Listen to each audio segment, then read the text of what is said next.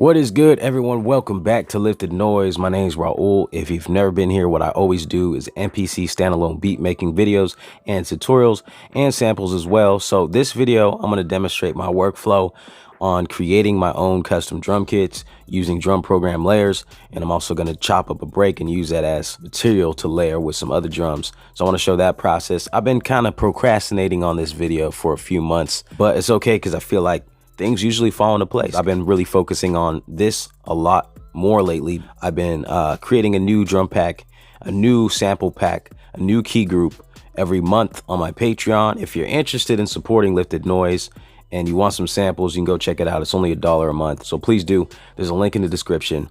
Now let's go ahead and get into the process. So the first thing I'm going to do is chop up a drum break. So I'll quickly move from trim to chop, and then I'm going to use threshold rather than regions because threshold will chop. It'll recognize where each transient point is, so like each drum hit, and it'll place a chop right there. So I'm not going to use all these drums. I'm going to select a few. So if I go back to trim, and then I make sure my Q-Link light is right here on the fourth light, I can use this top Q-Link to move in between slices. And then from here, I'll go and select the slices that I want, and I'll extract them individually. Now, if you use pad 1,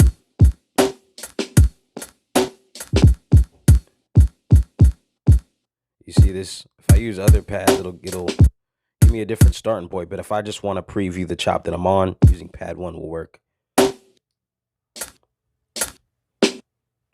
So I'm just going to go ahead and chop a few of these, and I can hit process and then extract.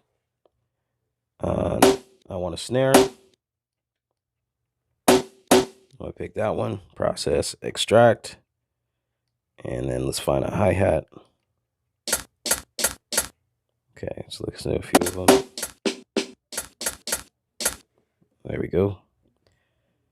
And there is an open hat here with a snare. I'm going to use that just for an open hat. So process, extract that, see if there's anything else I want. I think that's probably going to be it.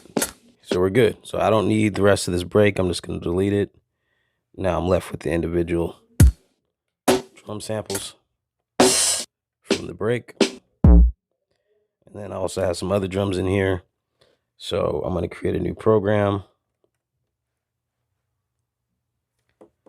And then I'm going to lay this out the way that I always do for all my drum kits. Put my kick here, snare here, hat there, and then an open hat.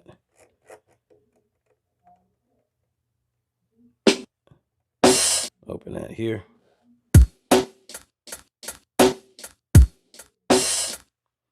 I'm just going to look at this first of all because I have this snare that has an open hat and I don't really want the snare. I want to filter some of that out. So what I'm going to do is go up to EQ, add an EQ, and remove some of the lows and mid ranges. I don't need to remove so much of it. Kind of filter out or EQ.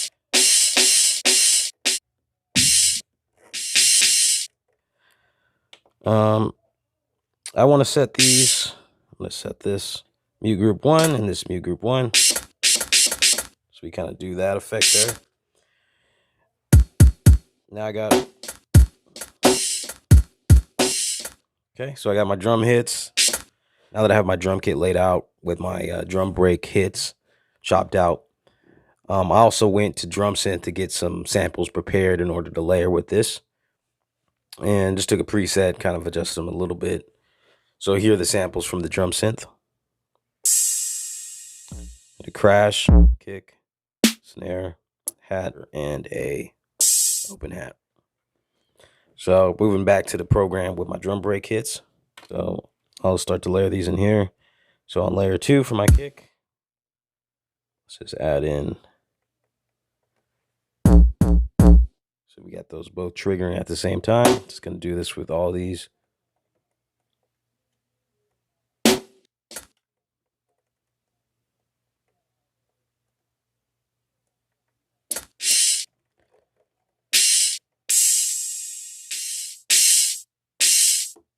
We're going to put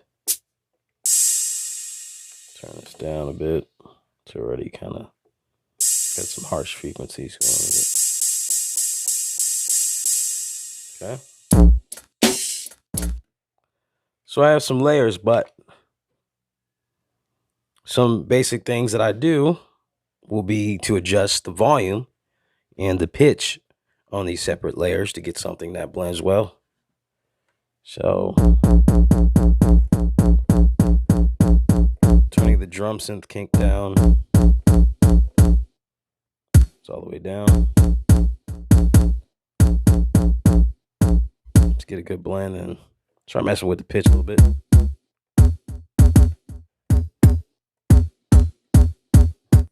Over to the snare.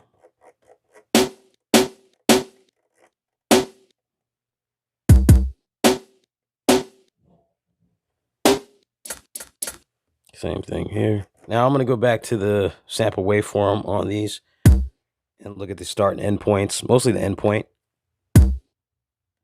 It says a little cleaner, I like that.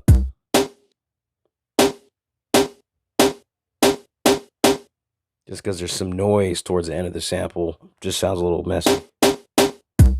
Of course, this is preference. Kind of like the hat left that way. Open hat sounds good. For the crash, I didn't extract any samples like that from the drum break, so I'll have to get a little bit more creative. And I will probably, let's see, probably use the open hat sound from here.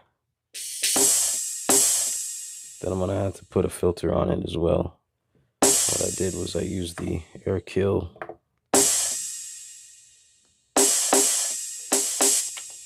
Also want to mess with the end point a little bit, maybe the start point.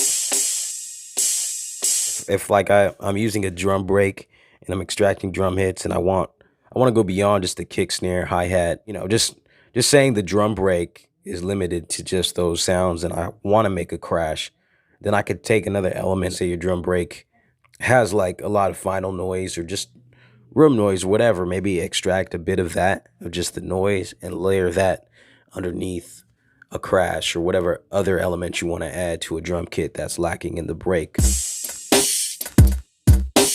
Some other things that I could do would be to add some more effects or maybe go in a filter and remove some of the highs from my kick.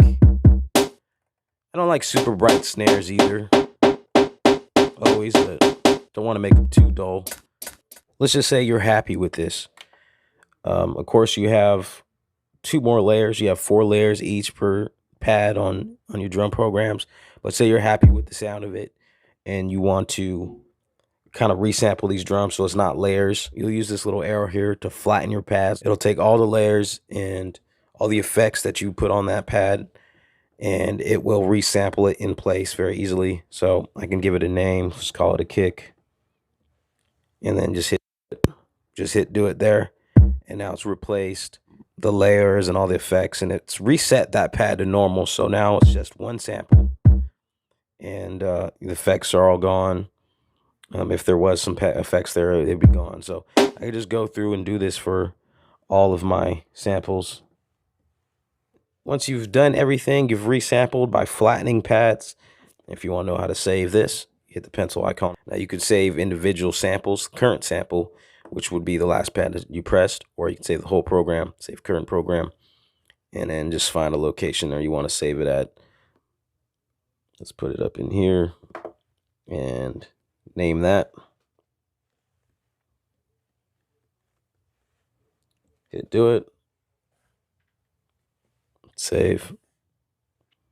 And I have a drum kit. That's pretty much it. That's the process. Just wanted to give you guys a basics video. Hopefully it does answer some questions for those of you who are at the beginning of your sound design journey and creating some drum kits for yourselves, which I feel like every beat maker should be doing. That's just the kind of fundamental technical process of, you know, chopping, layering, and flattening your pads. So if you do want to support, once again, check out my Patreon, link in the description. I appreciate you guys. Leave a comment, tell me what you're doing. If you like the video, like it, please share it, subscribe, all that good stuff. Until next time, everybody, stay humble, lift noise. God bless.